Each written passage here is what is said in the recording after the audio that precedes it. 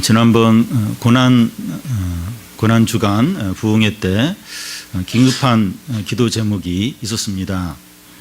우리 교회 태어난 지 얼마 안 되는 이제 아기가 이제 있는데 먹지도 못하고 배설도 못하고 장 기능이 이렇게 정지된 그런 상태에 있었습니다.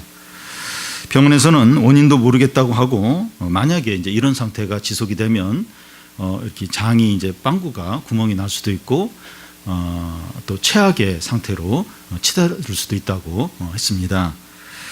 그래서 이 금요 예배 시간에 교우들이 이제 함께 기도를 했는데 놀랍게 그 시간 이후로 상태가 좋아지면서 배설도 하고 이제 정상적으로 회복이 되었습니다.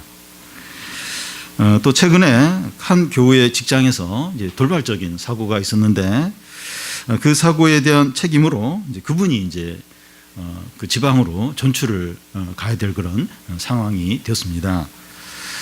얼마 전에 기도로 지방에서 서울에 올라왔는데 다시 지방으로 내려가야 하는 상황이었습니다. 그래서 같은 부부팀 사람들과 이제 몇몇 교인들이 함께 이제 기도를 했는데 지방으로 가지 않고 서울 안에 이제 근무를 하는 것으로 결정이 되었습니다. 기도는 이제 신불신을 막론하고 모든 사람이 다 한다고 할 수 있습니다. 그런데 이 기도에 있어서 믿는 자들과 이 불신자들의 차이가 있는데 이 불신자는 막연하게 절대자에게 소원을 비는 것이지만 신자는 이 하나님의 살아계심과 응답해 주심을 믿고 기도합니다. 바울이 로마 감옥 안에 갇혀 있을 때 이 골로새에서 사역하는 에바브라가 찾아와서 골로새 교회 형편과 교인들의 어떤 어려움들에 대해서 이야기를 해 주었습니다. 바울은 이 골로새 교회를 대한 소식을 듣고 나서 먼저 하나님께 감사하고 그들을 위해서 기도하기 시작합니다. 바울은 위대한 이제 중보자이고 기도하는 일을 자신의 업으로 이제 여겼습니다. 골로새 교회의 소식을 들은 후에 바울은 쉬지 않고 그들을 위해서 기도합니다. 이 바울이 듣게 된 이 골로새 교회의 어려움이 무엇입니까? 거짓 교사의 가르침과 이단적인 상황의 영향입니다. 골로새 성도들은 대부분 이방인들인데 그 당시 유행했던 신비주의나 또 영지주의나 유대교의 영향 가운데 있었습니다. 특히 그 당시 로마의 문화인 헬라 문화의 특징이 뭔가 하면 혼합주의예요. 이것저것 다 짬뽕해서 이렇게 섞여 있는 혼합주의입니다. 어떤 새로운 가르침이나 이제 종교가 나오면 이제 헬라 문화는 그것을 흡수해서 헬라 문화의 한 요소가 되게 합니다. 그러니까 로마의 어떤 특징이 뭔가 하면 다 수용을 해요. 다 수용을 해서 로마의 어떤 새로운 것으로 이렇게 만드는데 그 당시 헬라 문화가 이제 그런 특징이 있습니다. 그러니까 뭔가 새로운 어떤 가르침이나 종교가 들어오면 흡수를 해요. 이 헬라 문화가 흡수해서 이 헬라 문화의 어떤 그 하나의 어떤 새로운 어떤 걸로 그렇게 이제 만들어 놓는 겁니다. 기독교도 이 헬라 문화가 흡수해서 여러 이단 종교들 중에 하나로 이제 만들어 놓으려고 이제 하는 겁니다. 바울은 이런 상황 가운데서 이제 이 골로새 성도들에서 기도하는 거예요. 기독교도 이제 헬라 문화에서 그렇게 그냥 이단 종교 중에 하나로 이제 만들어 놓으려고 하는 그런 어떤 상황 가운데서 이 골로새 교회와 성도들에서 간절히 이제 기도하는 겁니다. 바울은 그들을 위해서 기도하면서 그들에게 가장 중요하고 필요한 것을 기도합니다. 바울은 이 기도에서 이 골로새 성도들이 이 하나님의 뜻을 깨달아 그 뜻대로 행할 수 있는 능력을 달라고 기도합니다. 기도는 우리의 여러 필요들과 어려움들을 위해서 기도할 수 있지만 우리에게 가장 필요하고 중요한 것을 간절하게 구하는 겁니다. 물론 이제 기도하는데 뭐 예외를 시키면 안 돼. 이건 기도할 거, 이건 기도할 필요가 없는 거. 예외시킬 게 없이 다 이제 기도를 해야 되지만 그래도 이제 가장 필요한 거, 가장 중요한 것을 구하는 겁니다. 바울은 그가 지금 하는 이 기도가 이 골로새 성도들의 이 기도의 모델이 되기를 바라고 오늘 우리들의 이제 기도하는데 그 기도의 모델이 되기를 바랄 것입니다. 먼저 이 하나님의 뜻을 알도록 기도하는 겁니다. 이번 주일이 이제 가정주일인데 부부가 서로에 대해서 잘 아는 게 필요합니다. 베드로는 베드로 전서에서 남편들에게 아내를 지식에 따라서 대하라고 말합니다. 남자와 여자의 차이를 알고 아내가 뭘 원하고 뭘 중요하게 여기고 또 여자는 남자와 어떻게 다른가 하는 것을 알고서 대하라는 겁니다. 지식이 없이 감정으로만 대할 때 실패를 한다는 겁니다.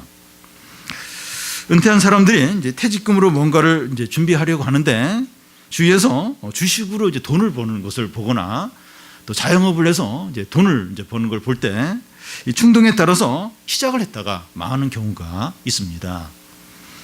잘 알아보지 않고 자기 확신으로 밀어붙였다가 낭패를 이제 당하는 겁니다. 신앙생활에서도 이 하나님의 뜻을 아는 게 제일 중요합니다. 바울은 골로새 성도들을 위해서 하나님을 아는 지식을 위해서 기도합니다. 9절을 보면 이로써 우리도 듣던 날부터 너희를 위하여 기도하기를 그치지 아니하고 구하노니 너희로 하여금 모든 신령한 지혜와 총명에 하나님의 뜻을 아는 것으로 채우게 하시고. 특히 골로새 교회는 초기에 그 영지주의의 영향을 받았는데 영지주의에서 가장 강조하는 게 지식입니다. 하나님을 아는 데 있어서 복음만으로는 안 되고 자기들이 가르치는 완전한 지식을 가져야 된다고 하는 겁니다. 오늘날 이제 이단의 특징이 이와 비슷한데 저에게 가끔씩 낯선 편지가 와요. 신천지에서 자기들에게 와서 진리를 배우라고 그러면서 막 너무 이제 이렇게 기존 교회 목사들에 대해서 한심하게 여기면서 와서 배우라고, 신천지의 진리를 배워야 된다고 그러면서 그걸 권하는 그런 편지들이 가끔씩 이렇게 옵니다. 얼마나 그 용기와 확신인지 모르겠어요. 우리는 그런 편지 안 보내거든요. 신천지에 이렇게 그 이단에서 떠나라 이런 편지 안 보내는데 이단들은 보내요. 보내서 막 그 거짓된 지금 지식을 이제 알고 있는데 자기들에게 와서 배우라고 막 이제 그래 합니다. 신천지나 통일교나 여호와 증인이나 이 김옥수 목사의 성경 강의 이제 특징이 뭔가 하면 그들만이 완전하고 완벽한 진리를 이제 가지고 있다고 하면서 성경을 자기 마음대로 막 이렇게 막 해석을 해요. 그 해석을 하고선 그게 이제 참된 진리다. 이걸 배워야 된다. 그렇게 가르칩니다. 바울이 기도를 통해서 이제 말하려고 하는 것은 이 골로새 성도들이 하나님의 뜻을 알기 위해서 새로운 지식이 필요한 것이 아니고 이미 복음을 통해서 완전하고 완벽한 지식을 가졌다는 겁니다. 바울이 기도하는 것은 이미 받은 하나님을 아는 지식이 더 충만해지도록 하는 겁니다.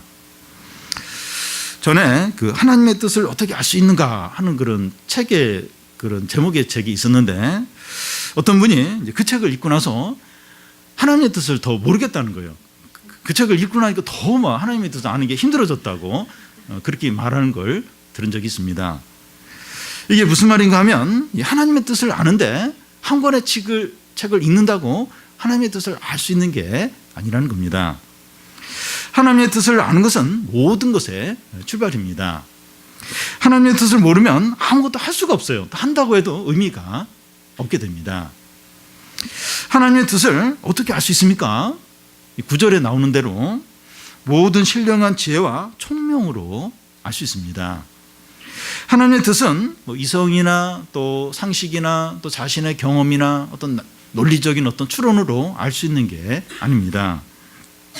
모든 신령한 지혜와 총명으로 알 수가 있습니다.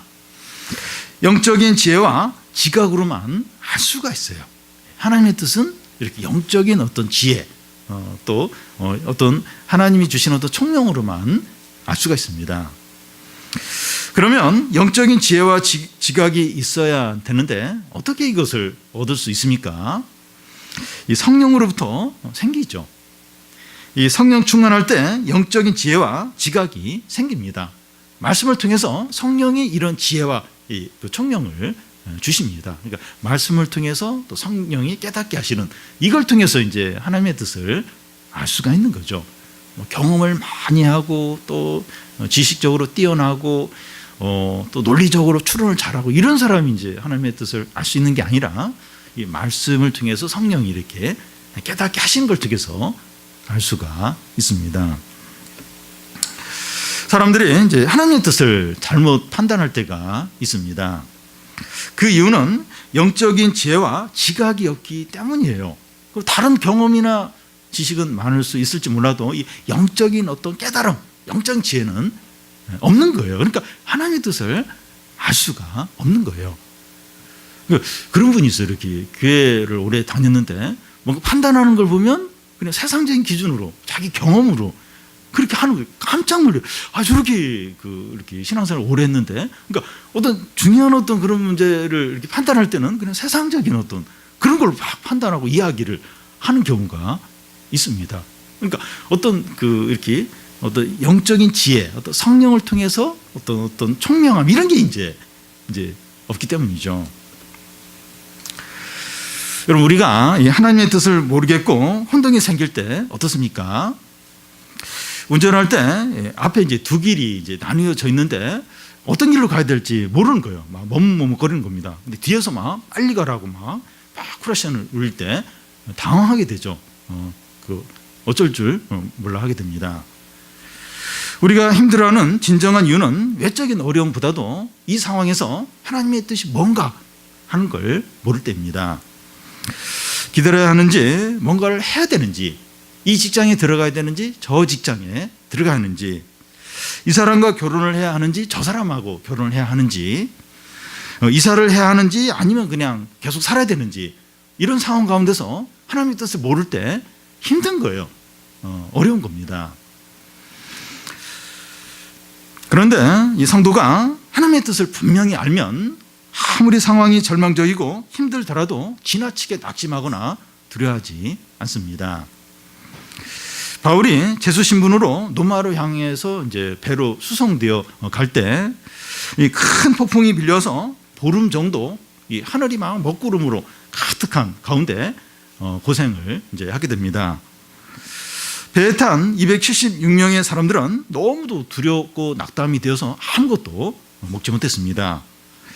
그때 바울이 사람들에게 어젯밤에 하나님이 자기에게 나타나셔서 하셨던 말씀을 이제 전하게 되는데, 이 배와 배에 있는 모든 것을 잃게 되지만 한 사람도 생명을 잃게 되지 않는다 하면서 하나님 말씀을 전하면서 먹으라고 그렇게 권하게 됩니다. 똑같은 위기 상황이 있지만 하나님의 뜻을 아는 사람은 이 절망하거나 두려움에 빠지지 않습니다. 그런데 자신의 현재 상황에서 하나님의 뜻을 모르면 혼란과 침체와 절망과 두려움 가운데 빠지게 됩니다. 그래서 똑같은 상황이 있지만 하나님의 뜻을 아는 사람은 이렇게 낙심하거나 두려워하지 않아요. 그런데 모르면 너무나 두려워하면서 너무나 낙심을 하는 겁니다. 그래서 막 예를 들어 이제 아파트에서 막 비상벨이 울렸어요. 그래서 막 뭔가 이렇게 큰 일이 일어나는 것 같은데 그걸 딱 아는 사람은 이렇게 거기에 대한 대처를 하면서 그렇게 두려워하지 않게 되지만, 이게 뭐가 뭔지 상황이 모르면 너무 두려워하는 거예요. 막 상상을, 이게 불이 난 건지 지진이 일어난 건지. 그러니까 하나님 뜻을 알면 똑같은 상황이 있다 할지라도 지나치게 낙심하거나 두려워하지 않는다는 겁니다. 요즘에 자신이 자꾸 이제 침체에 빠지고 또 두려워하고 화를 내고 낙심 가운데 있다면 하나님의 뜻을 모르기 때문일 수 있습니다. 그러니까 하나님의 어떤 인도하심이나 하나님 관계가 안 좋은 거예요. 하나님 뜻을 이제 모르기 때문에 자꾸 이렇게 마음이 자꾸 낙심이 되는 거예요. 자꾸 이제 화가 나고 염려에 이제 빠질 수 있습니다. 그런데 어렵고 위기 상황이더라도 하나님의 뜻에 대한 확신이 있으면 소망이 있고 용기가 생기고 잔잔한 기쁨이 있습니다. 나에 대한 하나님의 뜻을 알 때 내가 이것으로 망하지 않고 또 내가 이 어려움으로 비참해지지 않고 하나님 바로 반드시 나를 인도해 주신다, 그런 확신이 있기 때문입니다. 그래서 우리가 하나님 관계를 잘하는 게 중요해요. 잘하고 이렇게 하나님 뜻에 민감하고 그럴 때 무슨 일이 일어나요. 꼭 예상치 않는 일이 일어나는데 그렇게 당황하지 않게 됩니다. 그런데 이렇게 하나님 관계가 어렵고 또 뜻도 모르겠고 이러면 작은 일인데도 너무 두려워하는 거예요. 너무 마음이 철렁 내려앉고 너무 막 걱정하게 되는 겁니다. 그래서 바울은 이 골로새 성도들을 위하여 제일 우선적으로 기도하는 것이 하나님의 뜻을 안 것으로 충만히 채워달라는 이런 기도를 하고 있습니다. 그러니까 골로새 성도들에게도 오늘날 우리들처럼 경제적인 어려움, 또 뭐 진로의 어려움, 또 뭐 사업의 어려움, 뭐 질병의 문제, 뭐 이런 게 많이 있었을 거예요. 근데 그런 거 구하지 않고 이 하나님의 뜻을 아는 이 지식으로 충만히 채워달라. 이걸 이제 제일 우선적으로 이제 구하고 있는 거예요. 그러니까 이게 제일 필요하다는 거예요. 하나님의 뜻을 충만히 아는 이게 제일 이제 중요한 겁니다. 우리를 향한 하나님의 뜻이 어렴풋한 것이 아니라 분명하고 충분히 알게 해달라는 거죠. 그러니까 어렴풋하고 막연하고 뭐 잘 모르겠고 이게 아니라 분명하게 하나님의 뜻을 알게 해달라고. 이게 이제 성도의 힘이고 또 기쁨이고 축복이기 때문이죠. 다른 거 뭐 힘들고 뭐 이렇게 좀 그런다 할지라도 하나님의 뜻을 분명히 알고 확신이 있으면 다 이겨요. 기쁨이 있어요. 기쁨이. 확신이 있는 거예요. 다 이겨야 되는 겁니다. 근데 그게 없으면 작은 어려움에도 너무 막 낙심하고 염려하고 막 화를 내고 막 짜증을 내고 이제 걱정을 하게 되는 거죠. 그래서 제일 중요한 게 하나님의 뜻을 아는 지식이 충만해지는 충만. 이게 제일 필요해요. 이게 제일 이제 중요합니다. 다음은 이 주께 합당하게 행하도록 이제 기도합니다. 이 하나님의 뜻을 아는 자는 그 뜻대로 행하게 됩니다. 다시 말해서 이 하나님의 뜻을 아는 자만이 주께 합당하게 행할 수 있습니다. 이 우리의 구원은 이제 믿음으로뿐만 아니라 행함을 통해서도 이제 이루어집니다. 이 성경에 예를 들면 그 아브라함이 독자 이삭을 하나님 말씀대로 바치게 되는데 그때 하나님이 그제서야 네가 나를 내 아들보다 사랑한 줄 알겠다 이러면서 또 하나님이 어떤 구원의 약속, 축복의 약속을 아브라함에게 하게 됩니다. 나합이 구원을 받게 된 것도 이스라엘의 정탐꾼을 숨겨지는 걸 통해서 이제 구원을 받게 됩니다. 그러면서 이제 하나님 편에 확실히 속하고 자기 동족을 배반하는 그러니까 정탐꾼을 이렇게 정탐꾼을 숨겨주는 행동을 통해서 구원을 이제 받게 됩니다. 믿음은 행함으로 나타나야 합니다. 이게 이제 바른 믿음입니다. 그래서 바른 믿음을 가진 자는 주께 합당하게 행합니다. 바른 믿음을 가졌다면 주께 합당하게 행한다는 거예요. 근데 그런 게 없다면 이게 바른 믿음이 아닌 거죠. 그러면 주께 합당하게 사는 게 어떤 겁니까? 10절을 우리 같이 읽겠습니다.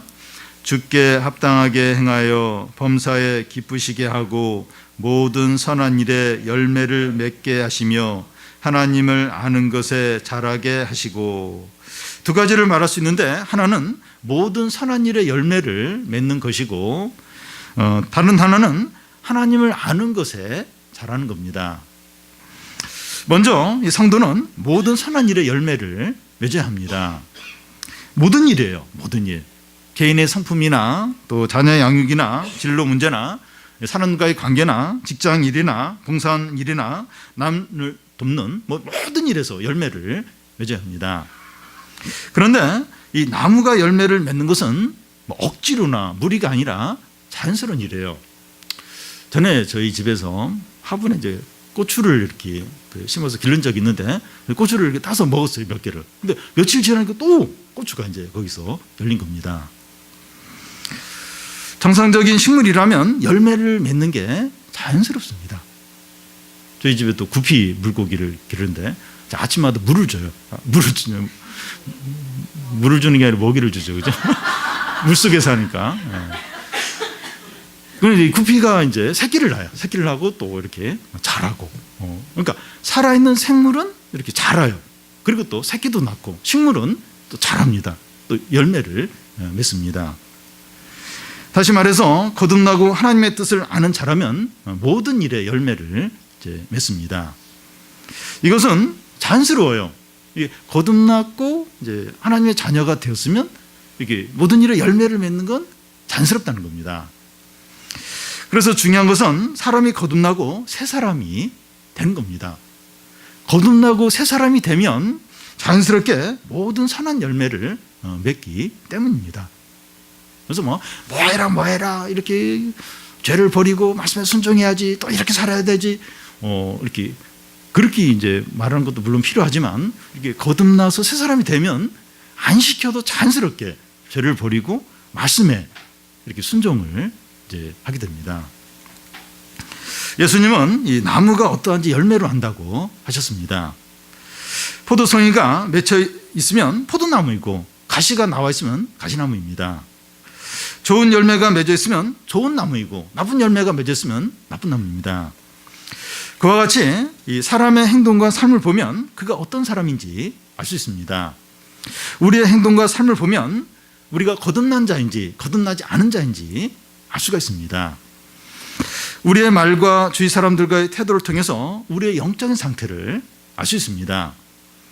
가족이나 가까운 사람들에게 하는 말이 거칠어요.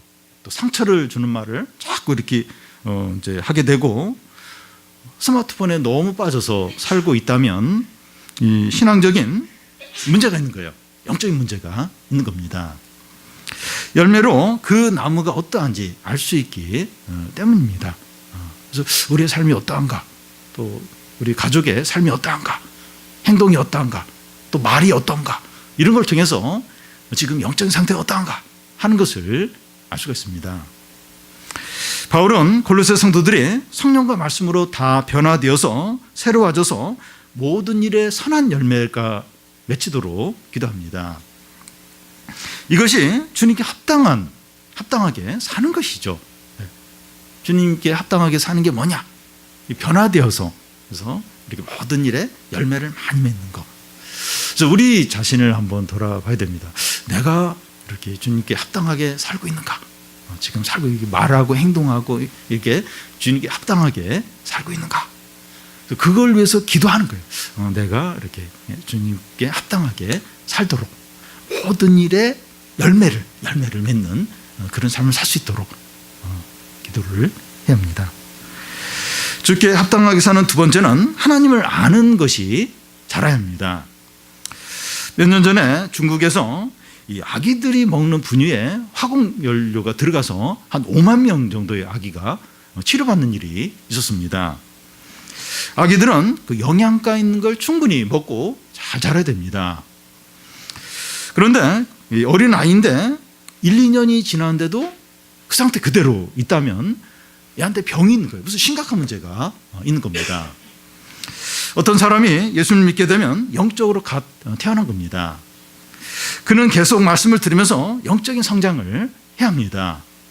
그런데 영적으로 태어났다고 하는데 더 이상 자라지 않는 경우가 있습니다.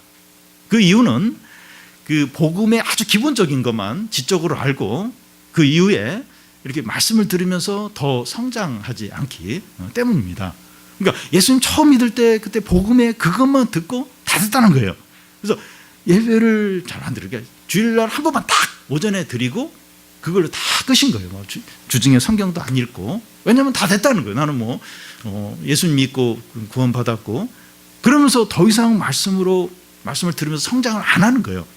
그러니까 1년, 2년 지났는데 똑같은 거예요. 똑같은 거면 이제 그 태보를 하고 있는 거죠. 그런 상태에 이제 오는 경우가 있습니다. 그런데 이 주님께 합당하게 사는 것은 하나님을 아는 것이 자라는 겁니다. 어린아이가 계속 키와 체격이 자라고 생각이 자라는 것처럼 하나님을 아는 부분에 있어서도 계속 성장을 해야 합니다. 우리는 1년 혹은 2년과 비교할 때 영적으로 자랐는지 돌아봐야 됩니다. 우리가 우리 자신을 잘 모르겠으면 우리를 잘 알고 솔직히 말해줄 수 있는 사람에게 한번 물어보는 거예요. 내가 이렇게 영적으로 자랐는지 어떤지 한번 물어보는 겁니다. 근데 그의 대답이 1년 전에는 안 그랬는데 믿음이 더 없어진 것 같아. 너 믿음이 더 없어졌어. 또 욕심이 더 생긴 것 같아. 너는 어째 1년이 지났는데 욕심이 더 많아졌니? 성질이 더 나빠졌는데 1년 전보다 더 못해졌어. 더 못해졌어. 이러면 신앙이 자라지 않고 있는 겁니다. 신앙은 결국 행동과 삶으로 나타나기 때문이에요. 그리고 우리가 영적으로 자라고 있는지 그렇지 않은지 하는 걸 알려면 이 말씀을 배우려고 하는 정도가 어느 정도인가 하는 걸 보면 알 수가 있습니다. 그러니까 말씀에 대한 갈급함이 어느 정도인가 하는 걸 통해서 알 수가 있습니다. 말씀을 아는 것이 이 정도면 충분해. 나는 너무 예배를 많이 듣는 것 같아. 성경을 너무 많이 읽는 것 같아. 그러면서 충분해. 이거 지나쳐. 이거 더 이렇게 예배 드리고 그러면 안 돼. 말씀 더 읽으면 안 돼. 그러면서 이제 다른 걸 배워야 돼. 다른 거. 영어 공부를 더 많이 하고 세상 상식을 더 많이 배워야 되고 그러면 영적으로 이제 어린 겁니다. 진짜 그 사람이 믿음이 이제 이렇게 제대로 자라고 있다면 알면 알수록 더 내가 모르는구나. 더 이렇게 더 배워야 되는구나. 말씀을 진짜 모르는구나 하는 걸 이제 깨닫고 어떻게 해서든지 더 이제 알려고 할 것이죠. 잘하는 것이 정상이죠, 정상. 그리고 성장이 멈춘 건 비정상입니다. 바울은 골로새 성도들이 하나님을 아는 것에 자라도록 기도하고 있습니다. 어디까지 자라야 되는가 하면 그리스도의 장성한 분량까지 자라는 겁니다. 그리스도의 분량까지 계속해서 자라야 되죠. 끝없이 자라야 되죠. 이제 그렇게 되도록 이제 기도를 이제 하고 있습니다. 여러분, 교회 안에 여러 가지 문제들과 사람들 사이의 문제들과 또 가정 안에서 여러 가지 다툼들 또 개인적인 많은 실패들이 하나님을 아는 데서 자라지 않아서 그렇습니다. 많은 문제들이 막 일어나고 다툼이 일어나고 막 그런데 그 보면 신앙이 자라지 않아서 그렇습니다. 하나님을 아는데 자라면 자랄수록 불필요한 고민들이 줄어들어요. 줄어들고 다툼이 줄어들고 여유가 생기고 풍성해집니다. 많은 두려움이 염려들이 줄어들어요.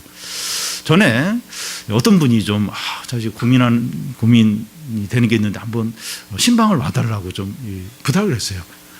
그래서 좀 언제 가겠다고 했는데 그러고 나서 이렇게 예배를 이제 드리고 나서 해결이 됐다고 신방 안 해도 된다고 그런 이야기를 한 걸 들었습니다. 그리고 또 이렇게 예배를 드리고 말씀을 들으면서 이렇게 좀 화해하기도 하고 그리고 관계가 회복되는 그런 게 많이 있습니다. 그러니까 이게 신앙이 좀 자라는 거죠. 믿음이 더 좋아지는 거죠. 그러면 이제 문제들이 해결이 돼요. 그리고 염려에서 노연하고 기쁨이 회복되는 경우가 많습니다. 하나님을 아는 것이 힘이에요. 지혜고 기쁨입니다. 우리는 이 하나님을 아는데 더 잘하시기를 바랍니다. 우리는 이제 다른 부분에 막 열심을 많이 내요. 이렇게 뭘 이렇게 시작하면 더 잘하고 싶어가지고 더 막 배우려고 하고 막 애를 많이 씁니다. 근데 이 영적인 부분에 있어서는 하나님을 아는 데 있어서는 너무 이렇게 쉽게 만족을 해요. 충분하다, 됐다. 근데 사실 이게 제일 중요하죠. 물론 다른 부분에서도 더 알려고 잘하려고 노력을 해야 됩니다. 근데 하나님을 아는 이 지식, 하나님을 더 알아가는 데 있어서는 이거 너무 중요해요. 너무. 왜냐하면 이게 그 성도의 기쁨이에요. 그리고 많은 문제를 해결해 줍니다. 많은 걸 불필요한 어떤 낭비를 줄여요. 시간도 줄이고 물질도 줄이고 수고도 줄이고 어떤 사람과의 관계도 불필요하게 이렇게 그 갈등하지 않도록 줄이고 이게 얼마나 중요한지 몰라요. 그래서 우리 안에 이 하나님을 아는 그런 열정들이 더 생기도록 그런 간절함이 더 생기도록 기도를 해야 됩니다. 주님, 저는 그런 열심이 없어요. 열심이 없고 어떻게 하면 더 놀고 어떻게 하면 더 이렇게 즐기고 어떻게 하면 더 좀 많이 돈을 벌고 어떻게 하면 더 이렇게 그런 데는 열심이 많은데 하나님을 아는 지식에 알아가는 데는 열심이 없습니다. 주님, 제 안에 그 더 신앙 성장을 하는 하나님을 아는데 그 잘하는 데 대해서 더 간절함이 생기게 해 주십시오. 더 말씀을 사모하고 더 성경을 가까이 하려고 하고 그런 어떤 그 열심을 좀 주십시오. 우리에게 이런 기도가 필요합니다. 왜냐하면 우리는 이런 부분에 사실 열심이 참 없어요. 열심이 참 없습니다. 그래서 우리 안에 좀 그런 열심들이 많이 생기도록 우리 장년들 이렇게 신앙이 더 잘하는 분들이 있기도 하고 어떤 분들은 10년 전과 비교할 때 떨어지는, 관심이 확 사라지는, 세상에 마음이 다 가 있는 그런 분들 볼 때 너무 이제 마음이 아픈 거예요. 우리 청소년들, 청년들, 세상에는 너무 관심이 많은데 너무 지루하게 여기는 거예요. 말씀을 지루하게 여기고, 영어 수학은 어려우면 막 어떻게 해서든 하려고 해요. 근데 예배 시간에 그 말씀은 어떻게 보면 일주일에 1시간 예배를 드리는 건데 지루하게 여기고 노력을 안 해요. 이렇게 좀 들으려고 안 하는 겁니다. 그러니까 관심이 없는 거예요. 뭔가 이게 소중하게 여기지 않는 거예요. 그러니까 너무 이제 이런 게 안타까운 겁니다. 우리 자녀들, 우리 젊은 청년들, 우리 어른들, 장년들 지금 이게 너무 약해졌어요. 너무. 열정은 두 번째 치고라도 관심도 없어지고 이렇게 뭘까 소중히 여기는 것도 없고 그래서 그런 어떤 마음들이 좀 새로워지도록 좀 하나님을 알려고 하고 배우려고 하고 성장하려고 하고 그런 게 좀 더 많이 생기도록 우리 자신이 그러도록 기도를 해야 합니다. 마지막으로 이 범사의 주님을 기쁘시게 하도록 기도하는 겁니다.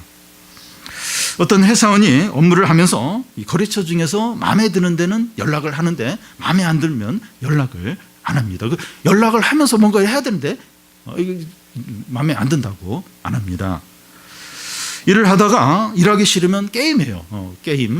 게임하고 또 일찍 그냥 퇴근해버리고 또 출근도 늦게 이제 자기 마음대로 합니다. 이 회사원은 기쁨으로 이렇게 할지 몰라요. 자기 마음대로 하니까 기쁠지 모르지만 그를 뽑은 사장은 불만이 많을 겁니다. 중요한 것은 사장이 기뻐해야 되죠. 사장이 기뻐하는 게 더 중요합니다.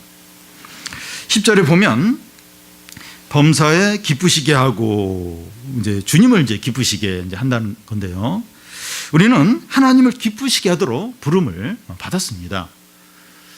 디모데 그 후서에도 보면 이 군인은 이제 자기를 부른 자를 기쁘시게 해야 된다. 이게 이제 군인의 특징인데 주님이 이제 우리를 불렀기 때문에 주님이 기뻐하시는 게 중요합니다. 우리는 얼마든지 즐겁고 행복할 수 있습니다. 수입이 막 이제 늘어나거나 또 사람들에게 인정을 받거나 하는 일이 잘 될 때 또 취미 생활이 너무 재밌을 때 즐거울 수 있습니다. 그런데 주님은 우리의 그런 즐거움에 대해서 전혀 기뻐하지 않을 수 있습니다. 중요한 것은 우리에 대해서 하나님이 기뻐하시느냐 하는 거예요. 내가 기쁘냐? 이것보다도 주님이 나에 대해서 우리에 대해서 기뻐하시느냐? 이게 훨씬 더 중요합니다. 그리스도인은 하나님을 내 생활과 내 계획과 내 일에 끼워주는 것이 아니라 우리가 하나님의 계획과 하나님의 일에 들어가야 됩니다. 그러니까 하나님을 억지로 내 어떤 계획에 끼워 넣어서 내가 계획이 잘 되도록 이렇게 도와주도록 하는 게 아니라 내가 하나님의 계획에 들어가야 되는 거죠. 하나님의 일에 내가 포함이 이제 돼야 하는 겁니다. 주님이 주인이고 우리는 종입니다. 하나님은 우리가 하나님의 뜻과 계획에 따라서 행할 때 기뻐하십니다. 하나님이 에녹을 기뻐하신 이유는 그가 하나님에서 크고 어려운 일을 했기 때문이 아니라 하나님과 동행하는 삶을 살았기 때문입니다. 하나님 뜻에 이렇게 맞춰서 이제 살았기 때문입니다. 우리가 하나님께 이제 이런 질문을 해야 됩니다. 이렇게 혼자서 이제 말씀을 읽고 기도할 때 또 말씀을 듣고 나서 이런 질문을 해야 됩니다. 주님, 나는 주님을 기쁘게 해드리고 싶습니다. 내가 이 상황에서 어떻게 행하고 무엇을 하기를 기뻐하십니까? 이런 상황에서 무엇을 하기를 주님 원하십니까? 제가 어떻게 하면 하나님이 기뻐하시겠습니까? 이런 질문을 한번 진지하게 하는 겁니다. 어떤 유혹이 생기고 막 충동이 생기고 막 내가 하고 싶은 그게 막 들 때 이 상황에서 하나님 뭘 기뻐하십니까? 내가 어떻게 하기를 원하십니까? 나는 주님 뜻대로 살기를 원합니다. 묻는 겁니다. 우리는 어떤 사람에게 돈을 많이 주고 비싼 이제 선물을 했는데 알고 보니까 그 사람에게 전혀 불필요했고 그가 이렇게 좋아하지 않는 것으로 이렇게 나중에 알게 되는 경우가 있습니다. 그 이유는 그가 무엇을 원하고 무엇이 필요했는지 잘 알지 못했기 때문입니다. 요즘 BTS가 방탄소년단이 엄청난 인기인데 그 외국에서 부모가 그 자녀에게, 청소년 자녀에게 선물을 해줄 수 있는 최고의 선물이 BTS 공연 그 티켓을 사주는 그게 뭐 제일 큰 선물이라는 거예요. 그래서 뭐 다른 거 이렇게 자녀 생일 때 뭐 다른 것보다도 그거 딱 해줄 때 자녀는 너무 행복해. 우리 부모님이 나를 너무 사랑하는구나. 내가 BTS 좋아하는데 그 티켓을 다 사줄 때. 그러니까 그 자녀가 뭘 원하는지, 뭘 이렇게 좋아하는지 그걸 이제 잘 아는 거죠. 그래서 우리는 하나님께 묻고 이제 대답을 기다려야 합니다. 하나님을 아는 지식이 있어야 됩니다. 영적으로 자라야 합니다. 이것이 이제 서로 연결이 돼 있어요. 연결이 돼 있습니다. 영적으로 자란 사람이 하나님의 뜻을 알고 하나님을 기쁘시게 할 수가 있습니다. 그러니까 여러분, 우리 신앙생활하고 뭔가 하나님을 위해서 하는데 하나님 다 이렇게 싫어하는, 하나님 안 중요한 일만 이제 한다면 이거 뭐 그 낭비죠, 낭비. 그러니까 하나님의 뜻을 모르면, 영적으로 자라지 않으면 모르는 거예요. 막 열심을 내고 막 엄청나게 뭔가를 하는데 하나님이 싫어하는 거, 하나님 미워하는 것만 이제 할 수가 있다는 겁니다. 유대인들이 엄청난 열심을 내서 막 하나님을 위해서 하는데 하나님을 대적하는 일만 했어요. 하나님의 뜻을 모르는 거예요. 하나님에 대한 지식이 없기 때문이죠.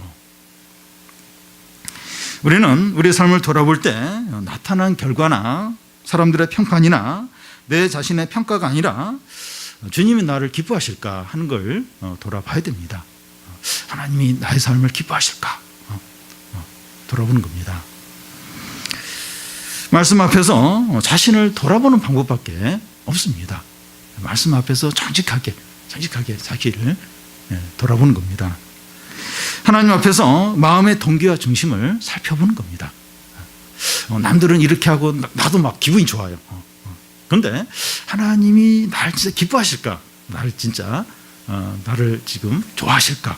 내가 이렇게 하는 거에 대해서 하나님 원하시는 걸까? 그걸 이렇게 말씀 앞에서 정직하게 돌아보는 겁니다.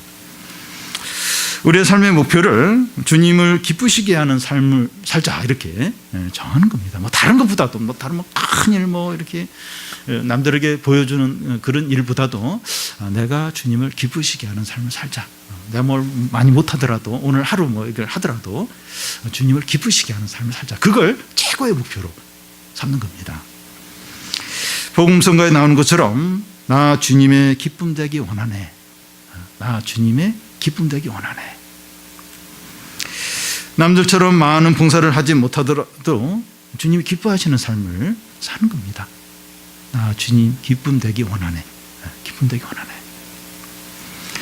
하나님은 하나님을 기쁘시게 하는 자를 반드시 축복합니다. 하나님을 멸시하는 자를 하나님은 그를 멸시하고, 하나님을 존중히 여기는 자를 하나님은 그를 존중히 여기십니다. 하나님을 기쁘시게 하는 자를 하나님 반드시 기쁘게 하세요. 그의 삶을 책임져 주십니다. 그래서 그의 삶이 진적으로 복되고 행복하게 하십니다. 오늘 말씀이 우리에게 무엇을 말합니까?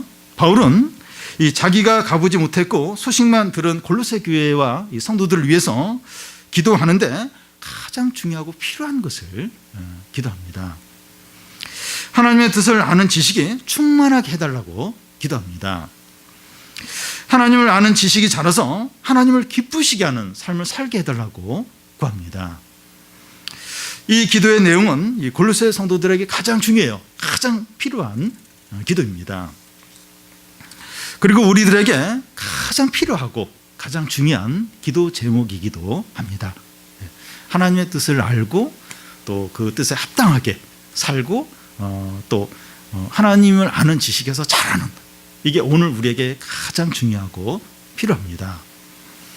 그런데 여기 보면 그 육체적인 필요를 구하는 기도는 없습니다. 당장 먹고 사는 문제들과 현실적인 필요는 어떻게 하라는 겁니까? 분명히 이 골로새 성도들에게도 당장의 어떤 필요들이, 어려움들이 있어요. 근데 그런 거 일체 구하고 있지 않습니다. 그러면 이 현실적인 어려움도, 필요는 어떻게 되는 겁니까? 너희는 먼저 그의 나라와 그의 의를 구하라. 그리하면 이 모든 것을 더하여 주시리라. 독생자를 아끼지 않고 주신 하나님 아버지께서 그 아들 안에서 모든 것을 주시지 않겠느냐. 독생자를 아끼지 않고 주셨는데 독생자 안에서, 그 아들 안에서 모든 것을 주시지 않겠느냐. 무엇이 아까워서 주시지 않겠느냐. 하나님의 뜻을 구하면 다른 것들 더하여 주신다는 겁니다.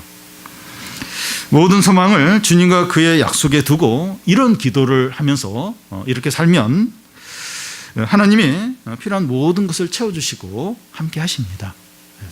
이게 제일 중요하고, 이게 하나님 뜻이 합당한 거예요. 하나님 기뻐하시는 거예요. 그걸 구하는 거예요. 그리고 그대로 살면 하나님이 모든 필요를 채워주세요. 함께 하세요. 책임을 져주십니다.